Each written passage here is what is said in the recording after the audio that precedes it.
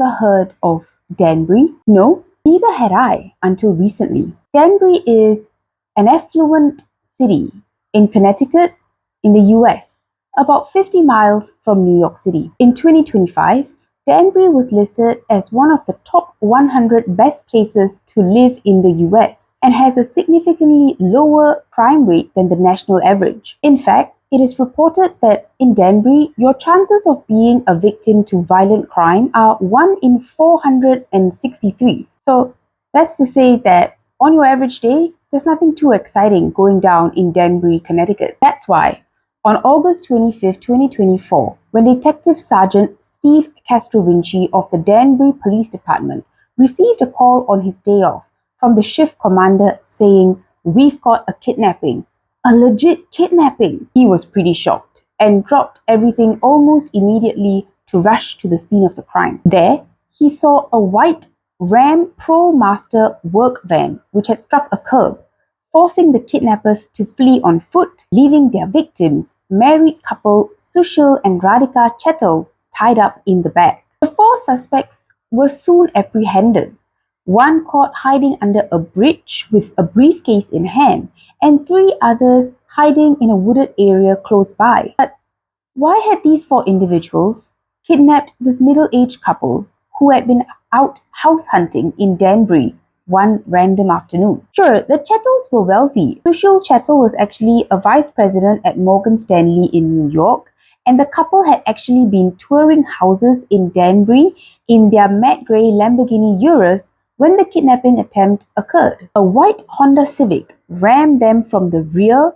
while the work van cut them off from the front. But like I said earlier, the neighborhood in which this attack took place was very affluent, very upscale. The houses had manicured gardens and heated pools. There were plenty of wealthy families living there, perhaps even wealthier than the Chetals. So why kidnap Radhika and Jeandiel Chetal? That was the question on Detective Sergeant Steve Castrovinci's mind. If a kidnapping did occur in Danbury, it was usually related to child custody. There was no apparent link between these suspects and this couple. In fact, the 4 suspects had actually driven all the way from Miami to Danbury to commit this crime. So what was the connection? For a few days, the Danbury police would be flummoxed, and then Detective Castrovinci and his team would receive a tip from the FBI that would crack open this case, but also make it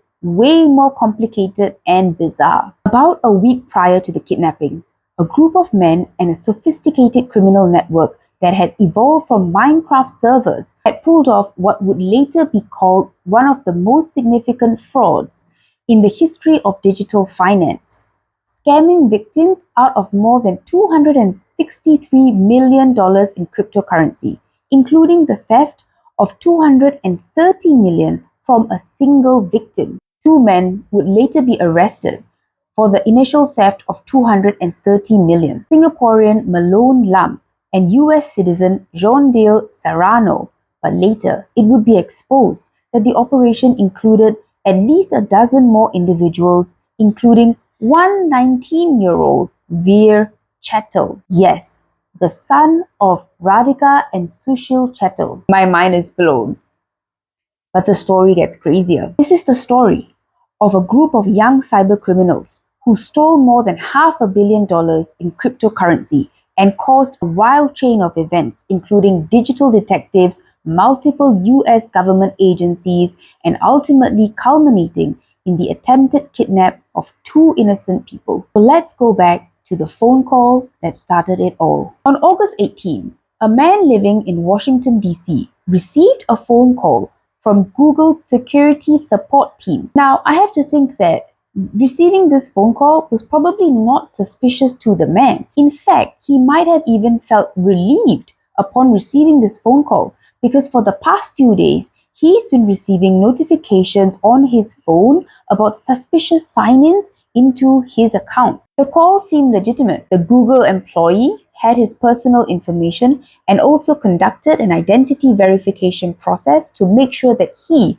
was the actual account owner. The team member then informs the account owner, okay, Let's just call the account owner the victim from now on. So the team member then informs the victim that his Google email account has been compromised. Moments later, the victim receives a second phone call from Gemini, a crypto exchange, informing him that his account had been hacked. Now, of course, at this point, the victim is probably panicking and not thinking straight. He has a sizable fortune tied up in cryptocurrency. He would do anything to protect those assets. And that is exactly what the crypto criminals were counting on. In the next few minutes, the fake account representatives would social engineer this crisis situation and convince the victim to reset his two-factor authorization and then transfer his Gemini funds to a compromised wallet. The scammers then convinced the victim to download software that gave them remote access to his computer,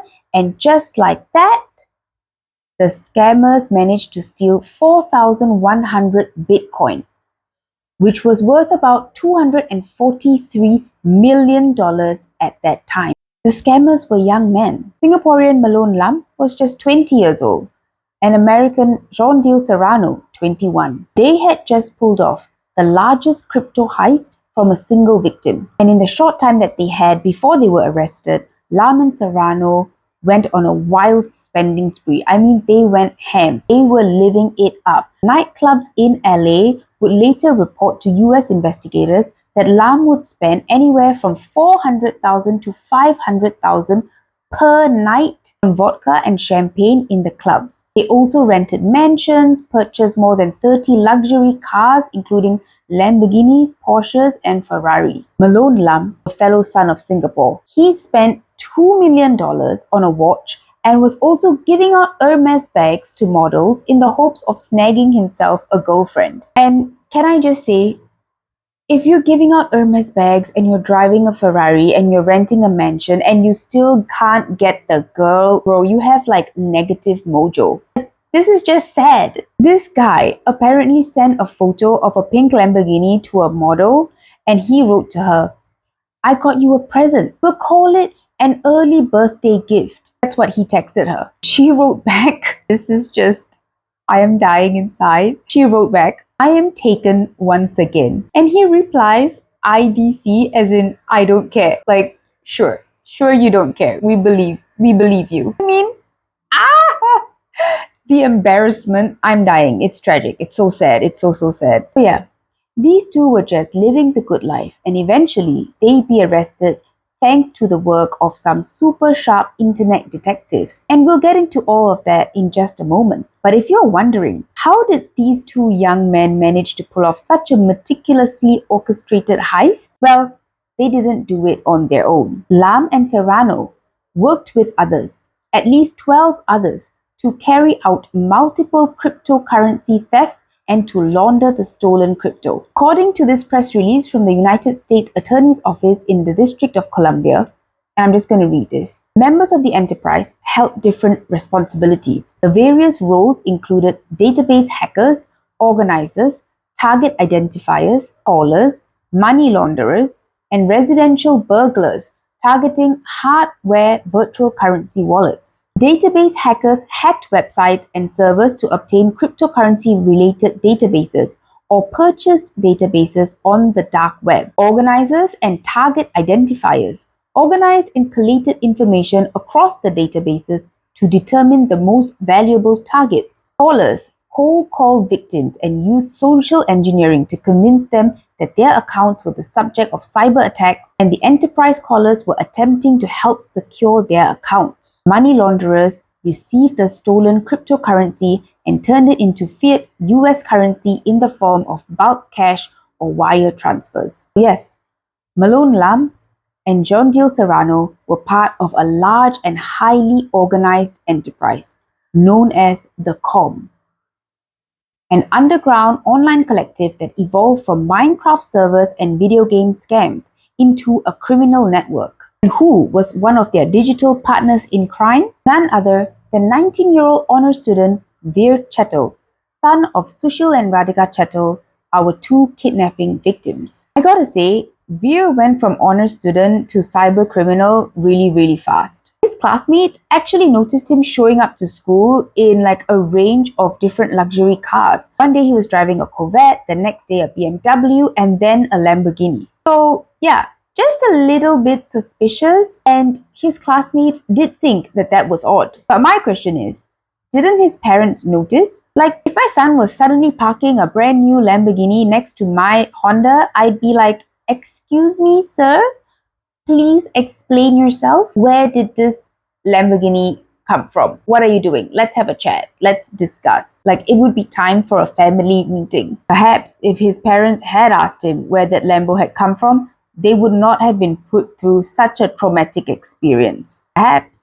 Perhaps not. Anyway, Veer was a key part of this criminal network. It was reported that he was part of at least 50 other similar thefts that totaled about US $3 million between November 2023 and September 2024. If convicted, Chetal is facing 19 to 24 years in prison, a fine between $50,000 and $500,000, as well as restitution to the victim that has yet to be determined. Just because Veer is allegedly a cybercriminal, why does that mean that his parents were somehow targeted for a kidnapping attempt? That part still doesn't make sense, right? What's the connection? Well, it turns out that the kidnappers were Veer's co-conspirators. Yes, you heard that right, co-conspirators. They were on his team. The independent investigators that I mentioned earlier, who were instrumental in taking down the cybercriminals, believe that at least one member of the group, Reynaldo Diaz, was also a member of the COM. These fellow COM members had likely heard Serrano, Lam, and Chetal bragging about how much money they had made from the heist and had decided that they had wanted some of that for themselves and were willing to use brute force to get it. They viewed Chetal's parents as leverage and thought that by kidnapping his parents, they could force him to give them more money. That is absolutely terrifying, that due to their son's idiotic need to openly brag about his crimes, the parents of Veer Chetal would be abducted and are probably going to suffer from trauma for a long time. Although, to be honest, there's probably no shortage of trauma for Veer's parents. Imagine your son going from being accepted into Rutgers University and being part of something called the Future Lawyers Program to potentially spending 2 decades in prison on fraud and money laundering conspiracy charges. As a parent, just thinking about it, I'm getting secondhand trauma. You'd probably spend the rest of your life wondering,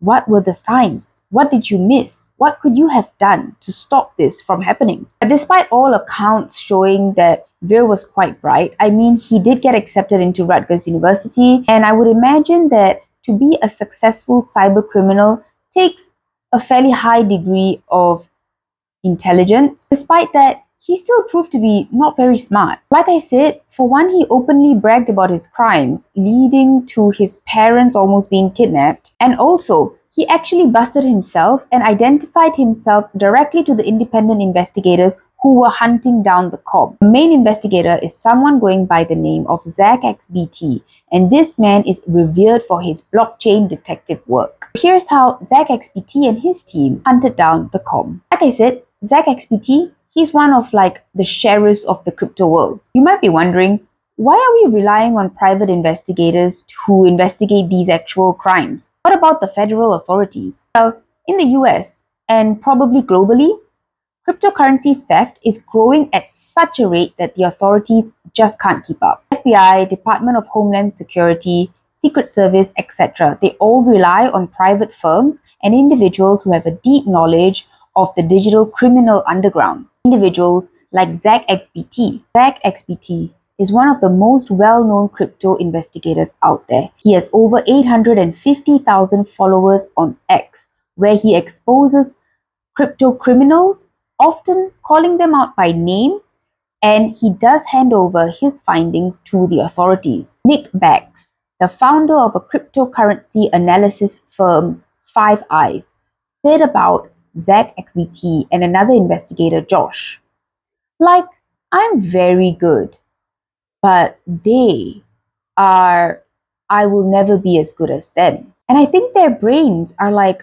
legitimately altered because they started doing this at a young age. Zach XBT doesn't share his real identity online. That's a little introduction into the Batman of the digital Gotham City. At the point when the heist was going down between Lam, Serrano, and their victim in DC, Zach XBT was walking through the airport about to catch a flight, and he gets a ping on his phone, the notification of an unusual transaction, which is any transaction over 100,000 that goes through certain exchanges that charge a premium for having fewer security safeguards. The first alert he receives is in the six figures. And then he keeps getting alerts going up and up and up until $2 million. By the time he was up in the air, Zach XBT had already traced the stolen funds to a mysterious wallet with 240 million in crypto. Some of the Bitcoin dated all the way back to 2012, leading Zach XBT to wonder, why is a person who held their Bitcoin for this long using a sketchy service that typically sees a lot of illicit funds flow through it? After he landed, Zach XBT messaged a few other investigators who specialize in cryptocurrency theft, and in a matter of hours, they started tracking the money across dozens of exchanges and began notifying the platforms to freeze the assets. But the real breakthrough didn't come from tracking the funds. Rather, it came from a video that was sent to Zach XBT after he posted to X about the heist and his ongoing investigation. Zach XBT posted to his followers, 7 hours ago, a suspicious transfer was made from a potential victim for 4,064 BTC, he wrote. Funds were transferred from Thorchain, XCH, KuCoin, Change Now, Railgun, and Avalanche Bridge. I'm sorry if I messed up all those names and the pronunciations. But yes, all crypto services. The source sent Zach XBT several screen share recordings, which he said were taken when one of the scammers live streamed the heist for a group of his friends. There was an hour and a half of footage, including the call with the victim. Yes, the victim from Washington, DC, they live streamed that call. And there was a recording of that call that was sent to Zach XBT. In one of the videos, you can hear the reaction of the scammers when they realized that they had managed to steal 243 million worth of the DC residents' Bitcoin. In the background, you can hear someone yelling, oh my god, 243 million? Yes, oh my god, bro. Is it just me? Or are these criminals just so cringe and lame? Like, please, just at least be cool. These guys, they're just giving me the cringe factor. Is it just me? They're just so awful. They're so lame. I can't deal with it. Yes, the screen recordings showed private chats between the scammers, and usually the scammers would be using screen names. But then one of them made an epic mistake. For dear little Veer Chetal, he accidentally showed his Windows home screen on the recording, and his real name was in the start pop-up icon at the bottom of the screen. Busted. Zach XBT had found out one key piece of the puzzle, and now everything was starting to fall into place for him and starting to fall apart for our young cringeworthy criminals. In the recordings sent by the source, the members of the comm referred to each other by aliases, but then sometimes they would also refer to each other by their actual freaking first names. One name that was frequently used was Anne Hathaway, also known as Malone Lam. I mean, these people managed to hoodwink people, victims, out of hundreds of millions of dollars, and they get caught because they used their actual names online, and they were so big-headed that they recorded their criminal activities. I'm sure that Zach XBT is a phenomenal investigator. I'm sure he's the best. Props to him. But seriously, a 5-year-old could have watched a video of these morons and then came to the conclusion that, yes, either Anne Hathaway or Malone, someone named Malone, is the one who committed these crimes. By the way, has Anne Hathaway come out to defend her good name yet? And were you part of the comm? Are you a cyber criminal? Please, drop a comment below. No, I'm kidding. I absolutely love you, Anne Hathaway. If you ever watch this, I still watch all of the Princess Diaries movies at least once a year. I love them so much. I love you so much. In the days following the heist, XBT tracked Lam through open source intelligence, also known as social media. Social media was a buzz with rumors about Lam's extravagant expenditure. People were talking about his insane spending sprees in the LA nightclubs, and the chat groups were wondering, where is all this money coming from? Also, on a very ironic side note, Lam had actually trolled Zack XBT, the cyber detective, at these clubs, holding up signs and mocking him. Well, I guess Zack XBT had the last laugh, because the only sign that Lam would be holding up very soon after that would be the sign for his mugshot. While Lam and Serrano were acting the fool in nightclubs, Zack XBT was sharing his findings of his investigations to the authorities every few days. And on 18 September, it all went down. Jeandiel Serrano flew back from vacation from the Maldives to Los Angeles International Airport, where authorities were waiting to arrest him. And get this, he was wearing a $500,000 watch when he got caught by the authorities. I mean, that is just hilarious. At the same time, in a SWAT-style raid, agents blew open the gates to one of Lam's rented mansions and handcuffed him. Lam had actually been deleting incriminating evidence at that time after being tipped off by Serrano's girlfriend. Lam and Serrano were charged with money laundering and conspiracy to commit wire fraud. They face up to 20 years of prison for each charge. Veer Chetal was also secretly charged in November 2024 in connection with the theft alongside Lam and Serrano, but details of Chetal's legal proceedings were hidden from the public until June of 2025. So yeah, just very recently. Unsealed documents reveal that Chetal pleaded guilty to 2 charges in connection with the theft, was released on bond after agreeing to cooperate with authorities in the case against Lam and Serrano. So what happened? Why was Chetal rearrested and the documents unsealed? This genius decided to be part of another social engineering crime while he was out on bond. Yes, you heard me right. The madness never stops. Chetal allegedly targeted a New Jersey resident, telling her that they were a Gemini Exchange support member and convincing her to turn over the seed phrase to her crypto wallet. Chetal later admitted to this crime and has been rearrested and denied bond. Back in Danbury, Connecticut, on August 27, Danbury police filed charges against 6 suspects in the case. Multiple counts of first-degree assault, first-degree kidnapping, and reckless endangerment. Federal charges followed. On September 24, grand jury indictment filed in the Federal District Court in Connecticut charged the 6 Florida men with kidnapping, carjacking, and conspiracy crimes. The 6 men represent a growing faction in the COM. Members of the digital criminal network that have now become less interested in online crimes and more interested in violent crimes such as break-ins, shootings, and firebomb attacks. Naldo Diaz himself had been shot before as the victim of a robbery. So these members of the COM, they're all just trying to rob each other. These 2 bizarrely interconnected crimes show just how lawless the cyber criminals operating in networks like the COM really are. They live both virtually and in the physical world as though they are untouchable and as though their actions have no consequences. As Zack XBT says, I don't think they really learn. I've seen a lot of them. After they get arrested, have their assets seized, etc. I see a lot of them go back to what they were doing before. And the even more terrifying thing is that this mentality, this lack of morality, this arrogance, this greed, this use of violence, it's being perpetrated by young men,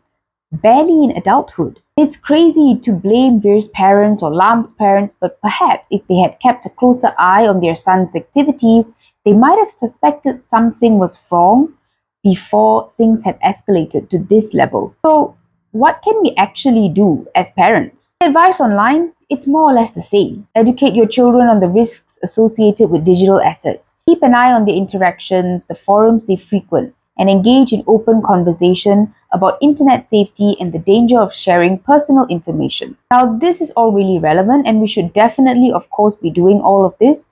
But I think that having been teenagers once ourselves, we know that if a teenager or young adult wants to hide something, they can hide virtually anything. They are usually more technologically savvy than the parents. They know all the tricks. They know about forums that you've never heard of, and they know how to get access that you will never know how to get. And moreover, Other than being protected from criminals, how do we stop our kids from becoming another Veer Chetal or another Malone Lam? I don't think that there's anything that you can do to 100% ensure that your kids don't become cyber criminals. But one thing that I personally plan to do with my kids when they're at an age that they can use the internet unsupervised is to share stories like this with them. Share stories about cyber criminals and crypto and cyber attacks. And what happens to these individuals, to these criminals, the consequences that they face in the real world, and the decades that they could potentially end up spending behind bars for their digital actions. And really try to emphasize that what you do online could have very, very real and devastating consequences in your real life. I think that that's all we can really do as a precautionary measure. Also, just, keep a sharp eye out. If your son rolls up in a Lamborghini one day, maybe have a little conversation with him. So that is the story of a $250,000 heist, a failed kidnap attempt, and a group of cringeworthy criminals who literally gave themselves away to a super secret, super smart internet sleuth. In the current day, Lam is being held in a prison in Virginia. Pre-trial hearings are expected in the coming months, and he will have an opportunity to enter a formal plea at these hearings. I will share updates of any new developments. So, what did you think of this heist and the alleged criminals involved? What other crazy stories should we chat about? Do you have any that come to mind? Do you have one that you want to hear about? Please share it in the comments below. Especially if it involves sunny Singapore, I would love to do a deep dive in with you. I already have a list of stories that I'm compiling, but I would love to get more ideas, so drop me a comment down below. As always, thank you for watching, and I will see you in the next one.